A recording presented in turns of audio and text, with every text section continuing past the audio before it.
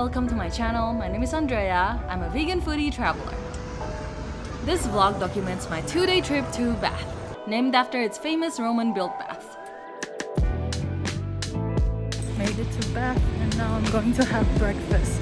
I'll be showing you all the must-do activities along with a half-day trip to see Stonehenge and all the vegan food I get to eat.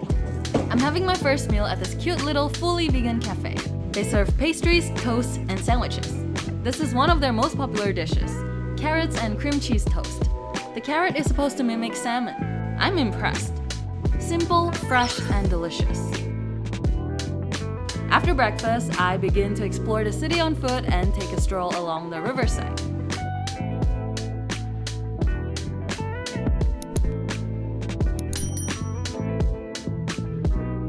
Fun fact, the city itself is a UNESCO World Heritage Site.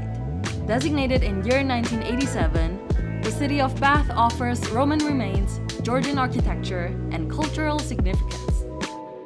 One of the first must-visit places is Bath Abbey. You can purchase the admission ticket either online or at the door. It cost me £650 and it comes with a guided tour. I highly recommend taking the tour for a more comprehensive look at the Abbey's rich history. There are so many things to look at, and with the guide, I'm able to gain a deeper appreciation for some of the Gothic architecture, sculptures, and stained glass windows. As someone who isn't religious, I initially thought an abbey was just a larger church. However, there's much more to it. Through this tour, I learned that a church is a building where people gather to worship and pray, but people don't live there. In contrast, an abbey is a large complex where monks and nuns live, work, and pray. My favorite part of the abbey is the west front sculptures, which show angels climbing both up and down ladders. The angels ascending represent a journey to heaven, while those descending symbolize a connection from heaven to earth, illustrating the interaction between the divine and the mortal world.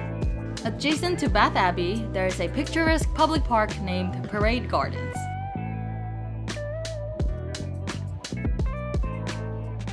This park is often used for various public events such as concerts and festivals.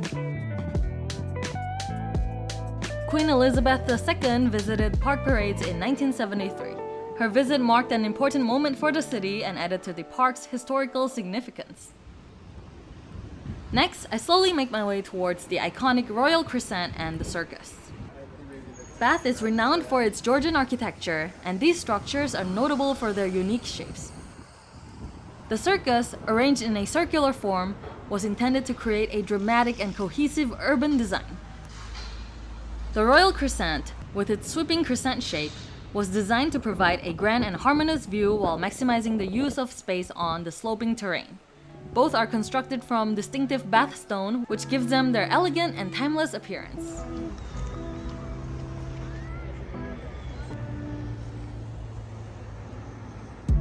Then I head over to the Botanical Gardens, which is free to the public. I love visiting these gardens because they showcase a beautiful variety of plants and local wildlife, offering a peaceful escape.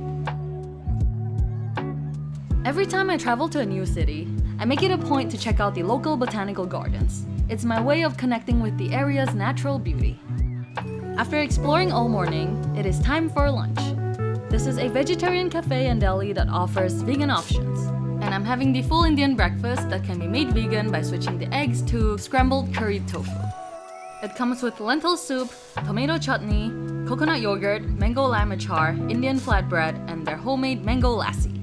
The food tastes authentic, packed with flavors, and comes in generous portions. The mango lassi with coconut milk tastes refreshingly sweet and creamy. Of course, I cannot resist ending the meal with their vegan mixed berries cheesecake. Look at that baby smooth texture. It tastes as beautiful as it looks. I definitely recommend coming here if you want a satisfying meal.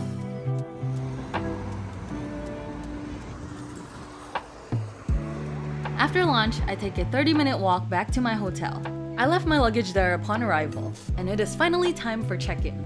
This hotel only costs under £90 a night. Here is a quick room tour. It's small but very complete.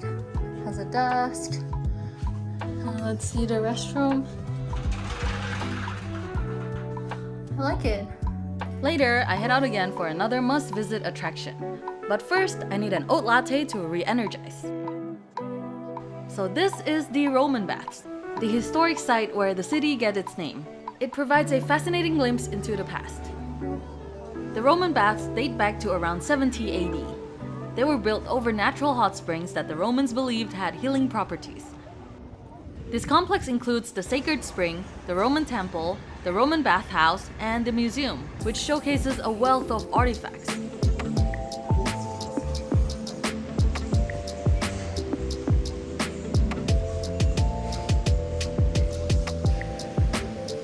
The most interesting section I find is the collection of curses. These are messages written to the goddess asking for help in avenging thieves or wrongdoings. It's kind of like ancient complaint letters. How fun! This complex is an impressive example of ancient engineering, with an intricate system of pipes and drains that channeled hot spring water into the baths. Remarkably, the system still works today, with the hot spring water flowing at a rate of over 1 million liters per day. I really love the projections on the ancient walls, showcasing videos of what life was like for the people of that era. The Roman baths were significant in their era not just as a place for bathing, but as a social hub and a center for healing.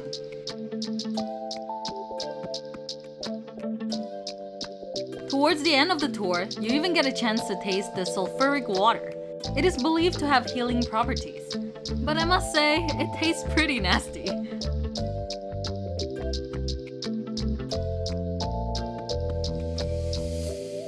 By the time I get out, it's about dinner time, so I decide to check out this vegetarian tapas restaurant.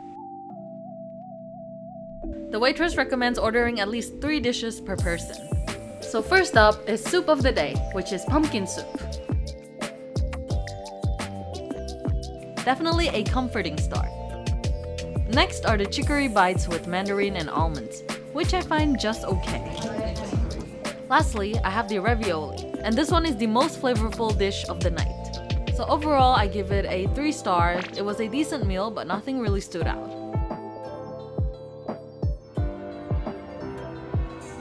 After dinner, the last exciting activity of the day is the Bath Ghost Tour. Anyone who knows about poltergeist activity, the word poltergeist comes from the German meaning noisy. Did you know Bath is known as a haunted city? Read, and so a hanging was one of the major forms of entertainment that existed. It was very popular, perfect for children. Our guide is a fantastic storyteller, and the tour covers multiple stops with chilling tales of poltergeist activity, witch execution, and even volunteer opportunities for paranormal experiments. It's not just perfect for horror lovers, you also get to see another side of Bath after dark. I'm not going to spoil any of the stories, but I definitely felt something paranormal towards the end. Whether you're into horror or not, I highly recommend this tour. What an eventful first day in Bath! On to my second and last day in the city. I'm checking into a bougie hotel this afternoon, so I drop off my luggage there first thing in the morning. Most people who visit Bath will do a day trip to see Stonehenge, and I'm no exception. To get to Stonehenge, I need to first take an hour train ride with transit from Bath to Salisbury. I'm also having this vegan burrito just in case I won't have anything to eat at Stonehenge. Once I get to Salisbury station, I hop on the Stonehenge tour bus for another hour to the visitor center. I booked this return bus ride through the Stonehenge tour website for £18.50. The website also offers a full package that includes bus ride, admission to Stonehenge, Old Sarum, and the cathedral. But since I'm only interested in Stonehenge, I opted for just the bus ride and will buy my Stonehenge entry ticket at the door, which cost me £22. You have the option to take a shuttle or to walk to the stone circle. So peaceful here. Since there's a long queue for the shuttle, I decide to walk. The walk from the visitor center to the stones and back is approximately 2.6 miles, around 4 kilometers across the fields. Depending on your pace, it takes about 25 to 40 minutes one way.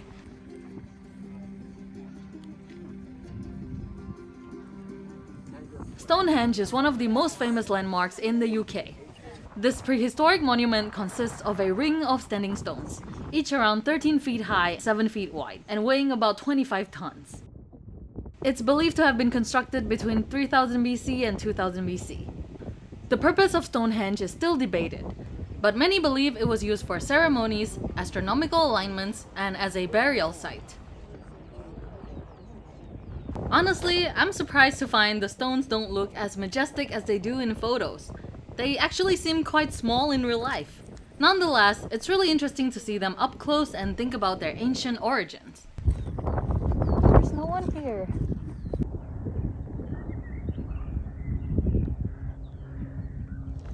In the afternoon, I head back to check in at the hotel just before check-in time at 3 p.m. Whenever I'm staying at a 5-star hotel, I always make sure I check in as soon as possible to enjoy the facilities to the max. Since Bath is known for its spa culture, I searched online for the best spa. 2 places came up. One is a day spa called Thermi Bath Spa, and the other one is the spa at the Gainsborough Hotel. Of course, the one at the hotel looks much fancier. I figure I'd probably never return to Bath again, so I end up choosing to splurge on my last day here. Oh shit, I can't jump. Oh my god, the bed is so soft. Oh my gosh, it's like cloud. I'm sinking in. Oh my gosh. Fuck, I thought it was sparkling water. Turns out it's beer. I have to drink it. Can't let it go to waste. Cheers.